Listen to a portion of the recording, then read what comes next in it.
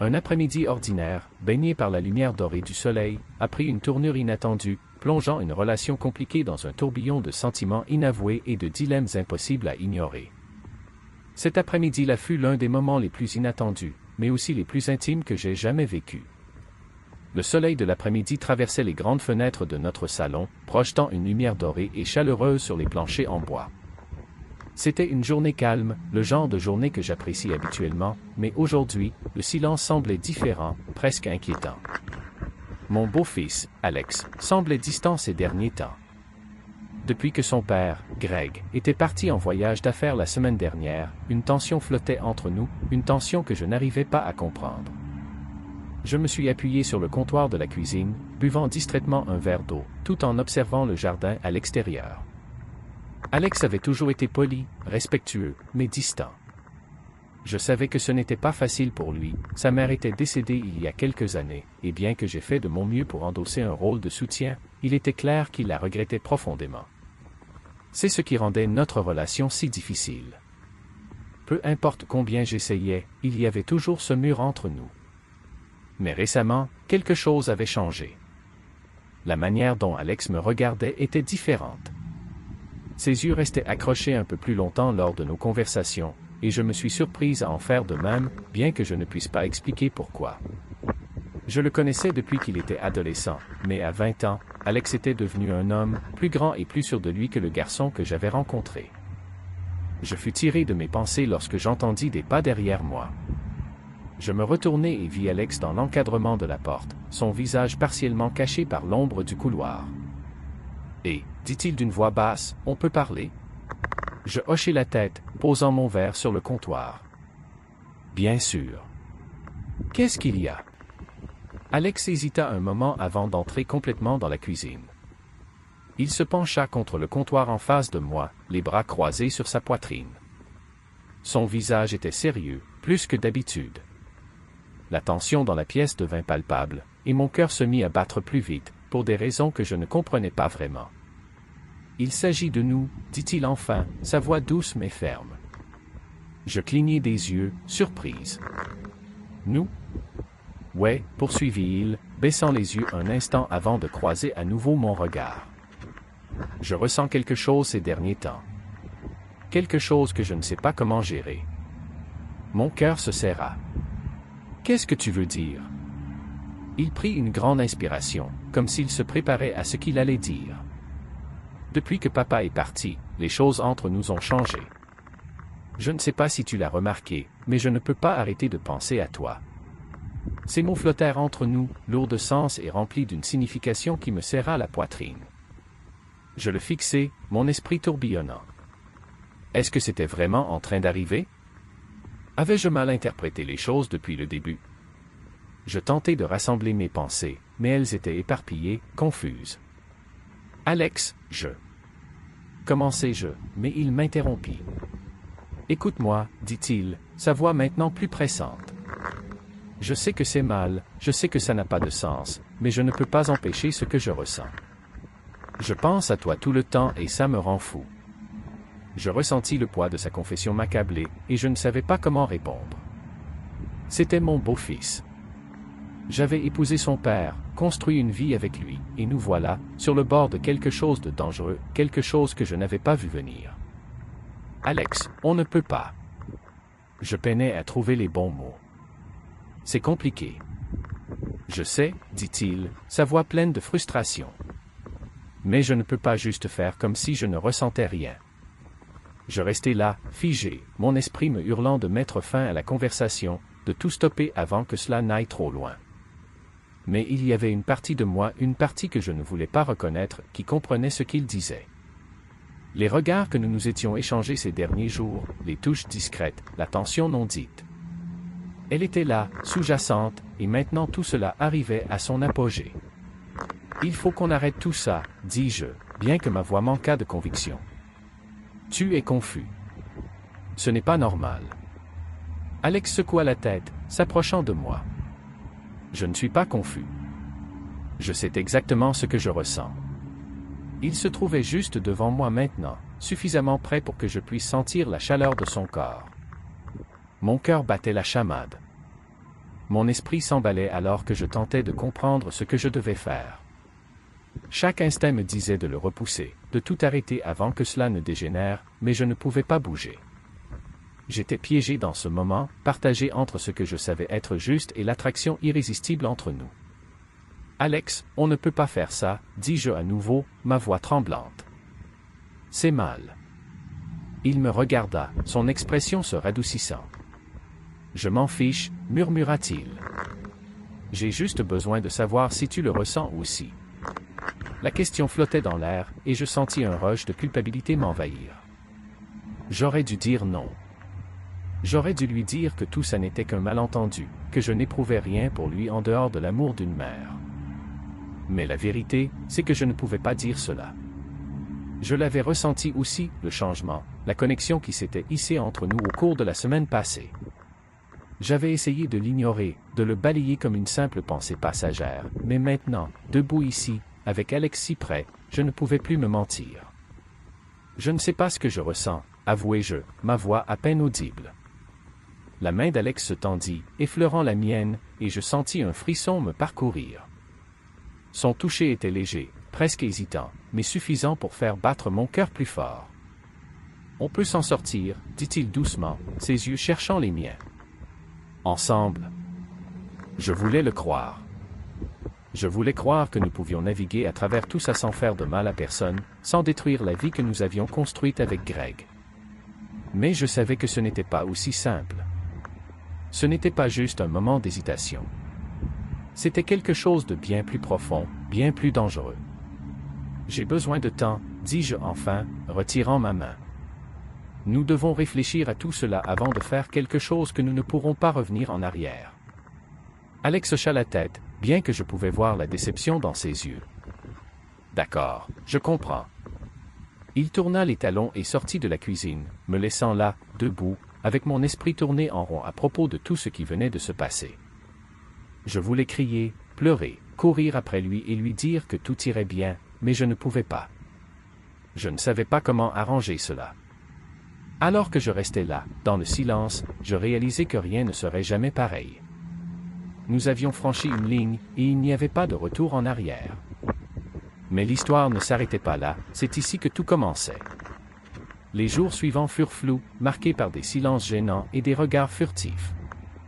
Chaque fois qu'Alex et moi étions dans la même pièce, la tension entre nous devenait de plus en plus épaisse, presque suffocante.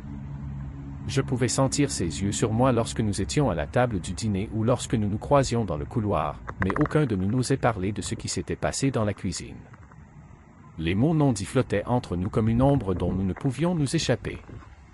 Greg avait appelé ce matin pour prendre des nouvelles, sa voix joyeuse en parlant de son voyage. Je me forçais à agir normalement, à répondre avec un intérêt détendu, mais la culpabilité pesait lourdement sur ma poitrine. Je ne pouvais pas m'empêcher de penser que je l'avais déjà trahi, même si rien n'était physiquement arrivé entre Alex et moi. L'idée même de cela me rendait malade, mais cela n'arrêtait pas les émotions confuses qui tourbillonnaient en moi chaque fois que je regardais Alex. Cet après-midi-là, je me retrouvais sur le canapé dans le salon, feignant de lire un livre, mais mon esprit était ailleurs. La maison était silencieuse, trop silencieuse. Alex était resté dans sa chambre toute la journée et je ne l'avais pas vu depuis le petit déjeuner. Une partie de moi était soulagée, nous avions besoin d'espace pour clarifier nos esprits, mais une autre partie de moi ne pouvait pas cesser de penser à lui. Le bruit des pas dans l'escalier fit sauter un battement de mon cœur. Je levai les yeux et vis Alex entrer dans la pièce, son expression impassible. Il hésita un moment, puis s'assit à l'autre bout du canapé, laissant une distance prudente entre nous. Et, dit-il doucement, ses yeux rencontrant les miens. Et, répondis-je, essayant de garder ma voix stable.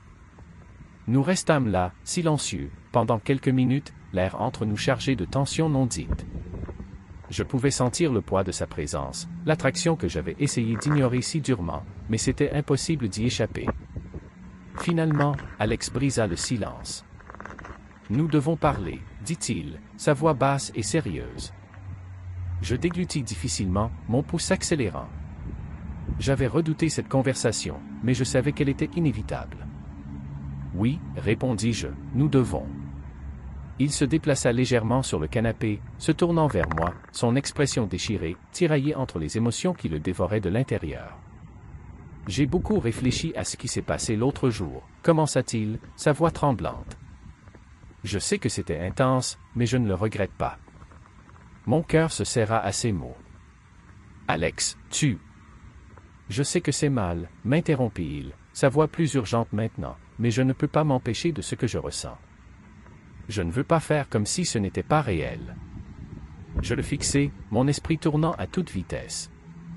Ce n'était pas juste un coup de cœur, c'était quelque chose de plus profond, quelque chose pour lequel je n'étais pas préparé. Je voulais lui dire d'arrêter, de lui rappeler les conséquences, mais je savais qu'il avait raison. Il était impossible de nier ce que nous avions ressenti à ce moment-là, mais cela ne le rendait pas juste. « Nous ne pouvons pas faire ça, » dis-je doucement, bien que ma voix tremblât. « Tu sais que nous ne pouvons pas. » Les yeux d'Alex scrutèrent les miens et je pouvais voir la douleur, la confusion. « Je sais que ce n'est pas facile, » murmura-t-il, sa voix pleine d'émotion, « mais je ne veux pas perdre cette connexion entre nous. Je ne veux pas te perdre. » Ces mots me frappèrent comme un coup au ventre. Je voulais lui dire qu'il ne me perdrait pas, que nous pourrions revenir à la façon dont les choses étaient avant, mais je savais que ce n'était pas vrai. Les choses avaient déjà changé et il n'y avait pas de retour en arrière. « Alex, tu es mon beau-fils, » dis-je doucement, le cœur lourd. Nous ne pouvons pas ignorer cela. Il baissa les yeux vers ses mains, son expression pleine de douleur.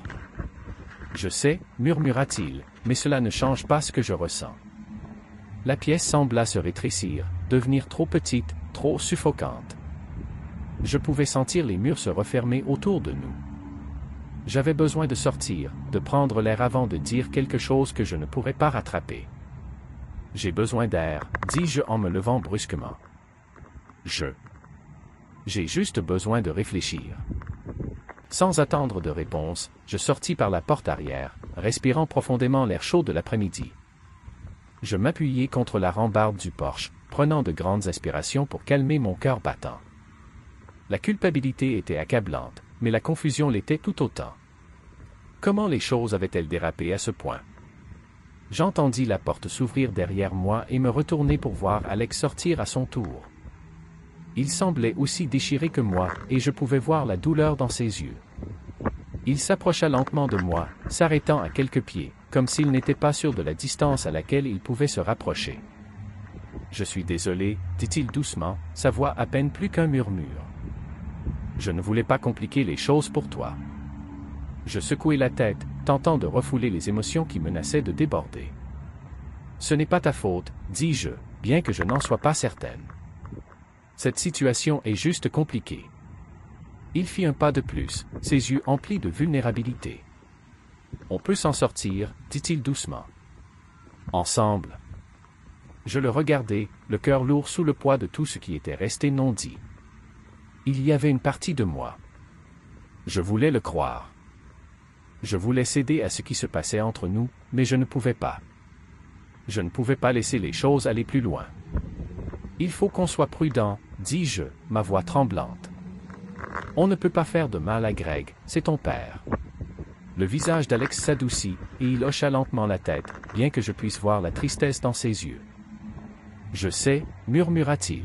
« Je ne veux pas te perdre. » Un nœud se forma dans ma gorge, et je luttai pour maîtriser mes émotions. « Tu ne me perdras pas, » promis-je, bien que les mots me semblent vides. On va trouver une solution. Nous restâmes là, en silence, pendant un long moment. La tension entre nous était toujours palpable, mais adoucie par la compréhension que nous ne pouvions pas laisser les choses aller plus loin. C'était une trêve fragile, mais c'était tout ce que nous avions.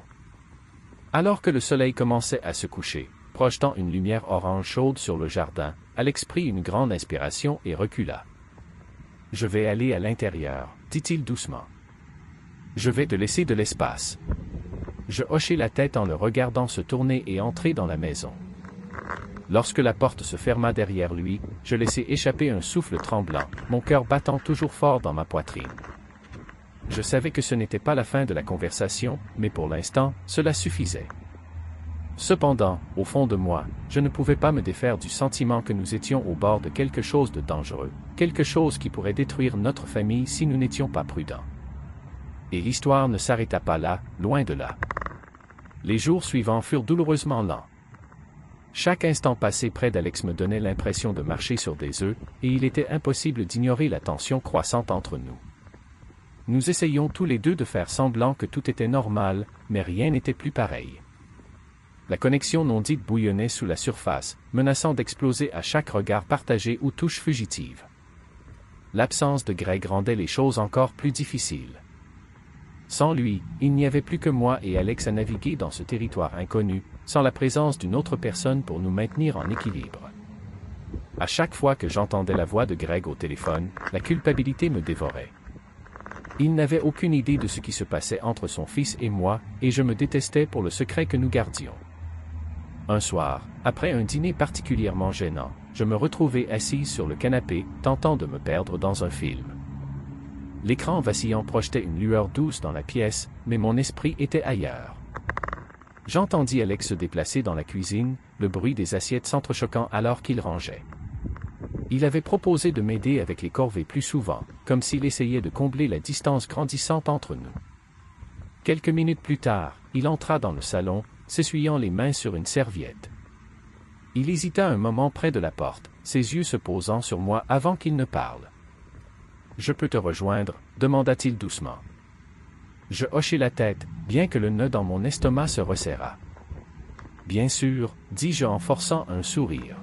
« Je regarde un vieux film, tu risques de ne pas aimer. » Alex haussait les épaules en s'asseyant à côté de moi sur le canapé, bien qu'il laissât un espace notable entre nous. « C'est bon, je voulais juste ne pas être seul. » Ces mots flottèrent dans l'air et je sentis mon cœur se serrer. La solitude dans sa voix était palpable, et je ne pouvais m'empêcher de me sentir responsable d'une partie de cela. Nous restâmes là, en silence, pendant un moment. Le film tournait en arrière-plan, mais aucun de nous ne prêtait vraiment attention. Je pouvais sentir la présence d'Alex à mes côtés, et chaque mouvement subtil qu'il faisait ne faisait qu'accroître ma conscience de sa proximité. La tension entre nous devenait presque insupportable, comme si nous attendions que quelque chose éclate. Finalement, Alex parla à nouveau, sa voix douce mais pleine d'émotion. « J'ai réfléchi à tout, à ce que tu as dit. » Je ne répondis pas immédiatement, ma poitrine se serrant à l'idée de la direction que pourrait prendre cette conversation. « Qu'est-ce que tu veux dire ?» demandai-je prudemment, mes yeux toujours fixés sur la télévision. « Je comprends, » dit-il, sa voix stable mais teintée de tristesse. « Je comprends pourquoi tu as peur, mais je ne sais pas comment arrêter de ressentir ça. » Je me tournai vers lui, mon cœur battant à tout rompre dans ma poitrine. Son expression était brute, vulnérable, et je pouvais voir le poids de tout ce qu'il retenait à l'intérieur. Il était clair qu'il luttait avec cela tout autant que moi, et cela rendait les choses encore plus difficiles. Je ne sais pas comment arrêter non plus, avouai-je, ma voix à peine audible. Les yeux d'Alex s'écarquillèrent légèrement, et je vis un éclat d'espoir dans son regard. « Alors pourquoi faisons-nous semblant ?» demanda-t-il, la voix chargée d'émotion. « Pourquoi agissons-nous comme si ce n'était pas réel ?»« Parce que c'est dangereux, » dis-je, ma voix tremblante. « Parce que si nous allons plus loin, il n'y a pas de retour en arrière. » Il baissa les yeux sur ses mains, sa mâchoire serrée. « Je sais, » murmura-t-il. « Mais je ne supporte pas de faire semblant que rien ne se passe entre nous. Ça me tue. » L'honnêteté brute dans sa voix me secoua profondément, et je ressentis un tourbillon d'émotions contradictoires me traverser. Je voulais le protéger de la confusion et de la douleur que cette situation causait, mais je ne savais pas comment. Chaque fois que nous essayions de nous éloigner, l'attirance entre nous ne faisait que grandir. « Alex, on ne peut pas continuer à faire ça, » dis-je doucement, bien que les mots me semblent vides. « Il faut qu'on trouve un moyen de passer au-dessus de tout ça avant que ça ne nous détruise. » Il leva les yeux vers moi, ses yeux remplis de désespoir. « Et si je ne veux pas passer à autre chose ?» demanda-t-il, la voix brisée. « Et si je ne veux pas perdre ça, te perdre ?» Ces mots me frappèrent comme un coup de tonnerre. Les briques, et je sentais ma résolution s'effondrer. Je voulais lui dire qu'il ne me perdrait pas, que nous pouvions trouver un moyen de naviguer dans cette situation sans franchir d'autres lignes, mais je savais que c'était un mensonge. La vérité, c'est que nous étions déjà trop loin. La tension, les émotions, la connexion, tout était là, indéniable et impossible à ignorer. Alex, commençai-je, ma voix tremblante, je ne sais pas comment arranger ça. Il tendit la main, puis effleura la mienne, envoyant un frisson à travers moi. Le contact fut bref, hésitant, mais il suffisait à faire battre mon cœur plus vite. Il me regarda, ses yeux cherchant les miens, et je vis la question dans son regard, la supplique silencieuse pour quelque chose de plus, pour la permission de franchir la ligne que nous avions frôlée pendant des jours. « Je n'ai pas besoin que tu le répares, » murmura-t-il. « J'ai juste besoin que tu sois honnête avec moi. Est-ce que tu le ressens aussi? » Ma respiration se bloqua dans ma gorge et je sentis le poids de ses mots m'écraser. C'était le moment de vérité, le moment où tout pouvait changer. Je voulais le nier, lui dire que tout ça n'était que dans sa tête, mais je ne pouvais plus mentir, pas cette fois. « Je le ressens, » murmurai-je, l'admission m'échappant avant que je ne puisse l'arrêter. Les yeux d'Alex s'adoucirent et je vis le soulagement dans son regard, le poids se levant de ses épaules. Il ne dit rien, mais l'expression sur son visage en disait long. Nous étions sur le bord de quelque chose de dangereux, quelque chose dont nous ne pourrions pas revenir, et je ne savais pas comment l'arrêter. Mais avant que l'un de nous puisse dire un autre mot, le bruit de la porte d'entrée s'ouvrit, brisant l'instant. Greg était rentré. Je retirai ma main de celle d'Alex, le cœur battant dans ma poitrine, en entendant la voix de Greg qui appelait depuis le couloir. La panique m'envahit et je me levai brusquement, m'éloignant du canapé, juste au moment où Greg entra dans le salon. Et, dit-il en souriant, posant sa valise. « Je suis de retour, tu m'as manqué. » Je forçai un sourire, tentant de calmer les pensées qui tourbillonnaient dans ma tête. « Bien sûr, » répondis-je, bien que ma voix fût tremblante. « Comment s'est passé le voyage? » Greg se lança dans une histoire sur ses réunions et les gens qu'il avait rencontrés, complètement inconscient de la tension qui remplissait la pièce. Alex était assis sur le canapé, son expression neutre, mais je pouvais voir les émotions tourbillonnant juste sous la surface. À mesure que Greg continuait à parler, je sentais un sentiment de terreur s'installer dans le creux de mon estomac. Les choses étaient en train de se dégrader, et je ne savais pas combien de temps nous pouvions encore garder ce secret. Les jours suivants furent flous, remplis de sourires forcés et de conversations tendues. Greg était de retour, sans se douter de la tempête croissante entre Alex et moi, et cela ne faisait qu'empirer les choses. Chaque fois que je regardais Alex, je voyais la douleur dans ses yeux, le poids de tout ce que nous n'avions pas dit pesant sur nous deux. Mais nous ne pouvions pas en parler, pas avec Greg dans les parages. Nous étions piégés dans cette danse inconfortable, faisant semblant que tout allait bien, alors que la tension entre nous bouillonnait juste sous la surface. Un soir, après que Greg soit allé se coucher, je me retrouvai seul dans la cuisine, fixant la fenêtre donnant sur le jardin assombri. La maison était silencieuse, mais mon esprit était en pleine ébullition. Je ne pouvais pas arrêter de penser à Alex, au moment que nous avions partagé avant le retour de Greg. La confession que j'avais faite, admettant que je ressentais quelque chose pour lui aussi, planait au-dessus de moi comme un nuage lourd. Il n'y avait plus de retour en arrière, et je le savais. Je perdis mes pensées lorsque j'entendis le léger grincement des planchers derrière moi. Je me retournai pour voir Alex debout dans l'encadrement de la porte, l'expression sérieuse. Il n'avait pas beaucoup parlé depuis le retour de Greg, mais je pouvais voir qu'il luttait autant que moi. « On peut parler ?» demanda-t-il doucement, entrant dans la cuisine. Je hochai la tête, le cœur battant dans ma poitrine. « Oui, » répondis-je, bien que je ne sois pas sûr d'être prête pour cette conversation. Alex s'assit à la table de la cuisine, les mains repliées devant lui. Il me regarda, ses yeux remplis des mêmes émotions que j'avais vues l'autre soir, confusion, frustration, désir. « Je ne peux pas continuer comme ça, » dit-il doucement, sa voix pleine d'émotion. « Je ne peux pas faire comme si tout allait bien alors que ce n'est pas le cas. » Je déglutis, me dirigeant pour m'asseoir en face de lui. « Je sais, » répondis-je, ma voix à peine plus qu'un murmure. « Moi non plus. » Il me regarda, ses yeux cherchant les miens. « Je voulais dire ce que j'ai dit l'autre soir, » continua-t-il, la voix légèrement tremblante.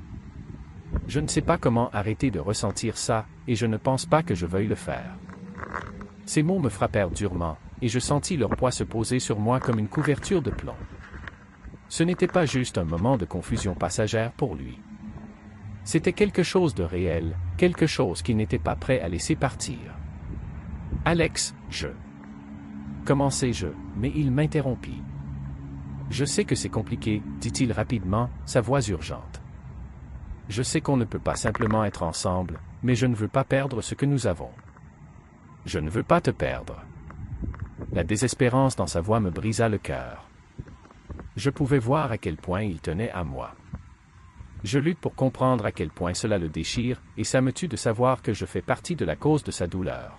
« Tu ne vas pas me perdre, dis-je doucement, bien que ces mots sonnent vides. Mais nous devons être prudents, on ne peut pas laisser ça prendre le dessus. » Il hocha lentement la tête, bien que je puisse voir la frustration dans ses yeux. « Je sais, murmura-t-il, mais je ne sais pas comment le contrôler. Chaque fois que je suis près de toi, je n'arrive pas à m'empêcher de penser à ce que ce serait si les choses étaient différentes. » Ces mots me traversèrent, un frisson me parcourut et je sentis mon cœur s'accélérer. Je savais exactement ce qu'il voulait dire, car j'avais pensé la même chose. Et si les choses étaient différentes? Et s'il n'y avait pas de règles, pas de frontières, pas de complications? Mais ce n'était pas notre réalité. Nous ne pouvions pas ignorer le fait que nous étions liés par ces règles, peu importe combien nous voulions les briser. Nous devons être prudents, répétai-je, plus pour moi que pour lui. Cela pourrait tout détruire. Il baissa les yeux sur ses mains, sa mâchoire serrée. Je sais, murmura-t-il, mais ça ne rend pas les choses plus faciles. La pièce resta silencieuse pendant un long moment, le seul bruit étant le bourdonnement doux du réfrigérateur. Je ne savais pas quoi dire, chaque mot semblait être un mensonge, comme si j'essayais de me convaincre que nous pouvions simplement balayer cela sous le tapis et avancer, mais je savais bien que les choses étaient déjà allées trop loin. Nous étions sur le bord de quelque chose de dangereux. « Que veux-tu faire » demandai-je enfin, ma voix tremblante. « Où allons-nous à partir de maintenant » Alex releva les yeux vers moi, ses yeux remplis d'émotion. « Je ne sais pas, avoua-t-il, mais je sais que je ne veux plus faire semblant. Je ne veux plus me mentir. » Ces mots envoyèrent une vague de panique en moi. L'idée qu'Alex ne fasse plus semblant, qu'il ne retienne plus rien, me terrifiait. Qu'est-ce que cela signifierait pour nous, pour notre famille? Comment pourrions-nous naviguer dans quelque chose d'aussi complexe sans tout détruire? On ne peut pas laisser Greg découvrir cela, dis-je, ma voix plus urgente. Cela le détruirait. Le visage d'Alex se durcit et je vis la culpabilité traverser ses traits. Je sais, dit-il doucement. Je ne veux pas lui faire de mal. Je ne veux blesser personne, mais je ne veux pas me perdre dans tout ça.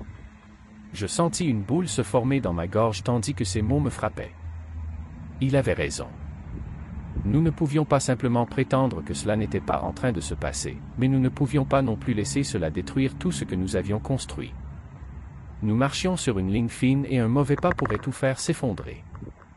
Je tiens à toi, dis-je, ma voix à peine audible. Mais nous devons être prudents. Nous devons protéger cette famille. Alex hocha la tête, bien que je puisse voir la tristesse dans ses yeux. Je sais, murmura-t-il, mais ça semble encore qu'on est en train de perdre quelque chose. Le poids de ces mots me pesa et je savais qu'il avait raison. Peu importe comment nous allions gérer cela, nous allions perdre quelque chose, que ce soit la connexion que nous avions ou la stabilité de notre famille. Quelque chose allait se briser, et ça me terrifiait. Nous allons trouver une solution, dis-je, bien que je ne sois pas sûr d'y croire. Nous avons juste besoin de temps. Alex me regarda, ses yeux emplis d'une douce désespoir. « Combien de temps » demanda-t-il doucement. « Parce qu'il me semble qu'à chaque instant qui passe, ça devient de plus en plus difficile. » Je n'avais pas de réponse à lui donner. Je ne savais pas combien de temps nous avions besoin, ni si le temps nous aiderait. Tout ce que je savais, c'était que nous ne pouvions pas continuer comme ça. Il fallait qu'il y ait un changement. « Nous allons trouver une solution » répétai-je, bien que l'incertitude dans ma voix me trahissait. Les jours suivants furent tendus entre nous. Alex et moi à peine parlions, tous deux essayant de digérer ce qui venait de se passer et ce que cela signifiait pour notre futur. Greg restait dans l'ignorance, continuant sa routine habituelle, tandis qu'Alex et moi nous contournions, veillant à ne pas laisser la tension déborder. Un soir, après que tout le monde soit allé se coucher, je me retrouvai assise sur le porche, fixant le jardin obscurci. Le poids de tout ce qui était arrivé me pesait et je me sentais comme si j'étais en train de me noyer sous cette pression. Je ne savais pas comment avancer, je ne savais pas comment réparer tout ça. Le bruit de la porte du porche qui grinçait me surprit et je me retournai pour voir Alex dans l'encadrement de la porte. Il hésita un moment avant de sortir. Son expression était indéchiffrable. « Tu n'arrives pas à dormir ?» demandai-je doucement, bien que je connaissais déjà la réponse. Il secoua la tête et s'approcha pour s'asseoir à côté de moi. « J'ai réfléchi, » dit-il doucement, sa voix basse. « À tout. » Je hochai la tête, attendant qu'il continue. « Je crois, » commença-t-il, sa voix tremblante, « je crois que je dois partir, prendre de la distance. » Ces mots me frappèrent comme un coup de poing et je sentis ma poitrine se serrer. « Partir » répétai-je, ma voix tremblante. « Que veux-tu dire ?»« Je pense que c'est la seule solution, » dit-il, ses yeux remplis d'émotion. « Je ne peux pas rester ici à faire semblant que tout va bien alors que ce n'est pas le cas. Je dois comprendre ce que je veux, et je ne peux pas le faire ici. » L'idée qu'il parte me plongea dans un tourbillon de panique, mais je savais qu'il avait raison. Les choses étaient devenues trop compliquées, trop chaotiques, et peut-être que l'espace était la seule façon de comprendre comment aller de l'avant. « D'accord, » dis-je doucement, bien que ces mots me déchiraient le cœur. « Si c'est ce que tu as besoin. » Alex me regarda, ses yeux remplis d'une tristesse et d'un soulagement mêlé. « Je suis désolé, » murmura-t-il. Je ne voulais pas en arriver là. Je secouai la tête, forçant un sourire. « Ce n'est pas ta faute, » dis-je, bien que mon cœur se serre. « Nous allons trouver une solution. Prends simplement le temps qu'il te faut. » Il hocha la tête et nous restâmes là, en silence, le poids de tout ce qui n'avait pas été dit nous accablant tous les deux. Je ne savais pas ce que l'avenir nous réservait, mais je savais que plus rien ne serait jamais pareil.